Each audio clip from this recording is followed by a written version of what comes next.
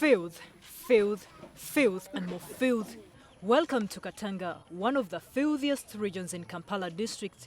Katanga is one of Kampala's largest slums and is approximately a 7-minute ride from the city centre. Residents say that with each step you take, you are bound to jump over or step on human feces. The stench of this settlement, embraced by the urban poor living in absolute poverty, is unbearable. Drainage channels serve as a leisure centre for these kids who relish their snacks oblivious to the environment they're in and the health hazards that stare them in the face daily. It is part of them. They've grown breathing in the Katanga atmosphere, which is no longer distasteful to their nostrils. Chances that this polythene bag has feces are 8 out of 10, and it will definitely end up in the trenches. A World Bank study carried out by the Water and Sanitation Programme revealed that 3.2 million Ugandans have no latrines, consequently defecating in the open. Granted, people in remote districts like Nakapiripirit practice open defecation, but they have an advantage over people who are in Kampala who are doing the same. I wouldn't say there is any advantage because open defecation is bad. The difference comes in from the congestion. People in Kampala are congested, and people in Nakapiripirit are perhaps sparsely distributed, so they may not easily get into contact with the feces. Open defecation is usually done in bushes, alleys or by the roadside into polythene bags which are thrown in trenches or drainages, all areas which easily expose excrement to humans. Especially when the feces contain disease germs like cholera, like typhoid, there could be dysentery, there could be hepatitis. There is also a potential for transmission of intestinal worms, which can be picked by animals in the fields where people have defecated. The animal products then make it onto your plate. Now when they are slaughtered and they are not inspected to ensure that they are safe for human consumption, then people get the worms.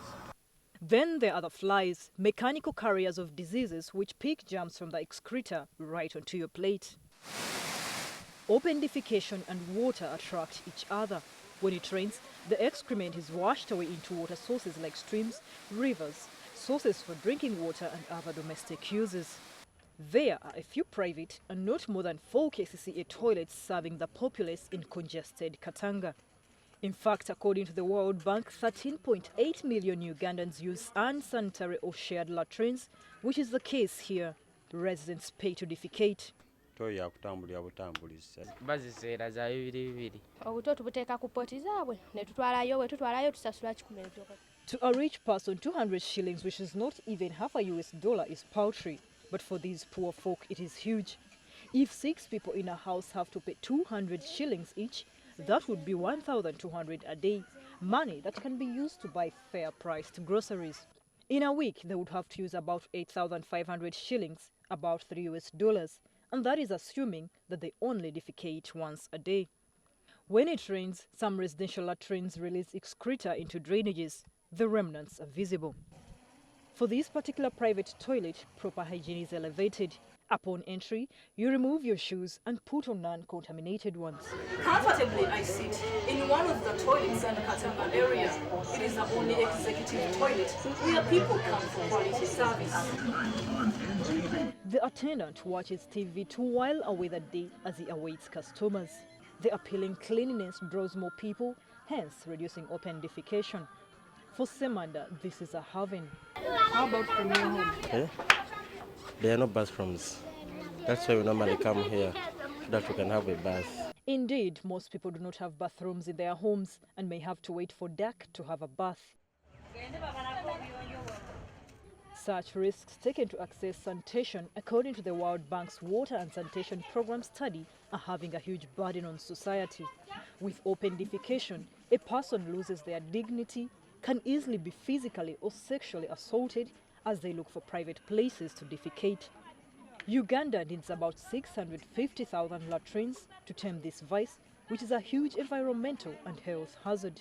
The diseases which take people to the health facilities, they are preventable at household level. And sometimes for me, I call these as stupid diseases. Under the Uganda and Sanitation Fund program, the Ministry of Health, which is responsible for the promotion of sanitation and hygiene, is dispatched on the ground in 15 districts to ensure that each household has a latrine. A household, according to the ministry, on average consists of 6 people, and these should share one latrine. This latrine, however, in Katanga serves over 30 tenants. Hand-washing spots have also been encouraged to be erected where latrines have been constructed. You could have visited latrines and you find people have smeared their fingerprints on walls. Or if that person comes out and greets you. Communities have been tasked to put up sanitation facilities and not wait for charity projects. If somebody becomes stubborn and does not put up a latrine, then we are saying the penalty for such a person could be that he only goes to sleep in the cell, and then we pick him in the morning, take him to dig or construct a latrine for the elderly people who cannot put up facilities. So if you have dug about 5, then you can be released and we write an agreement, and then you go and put up yours. Florence Nalimba, NTV.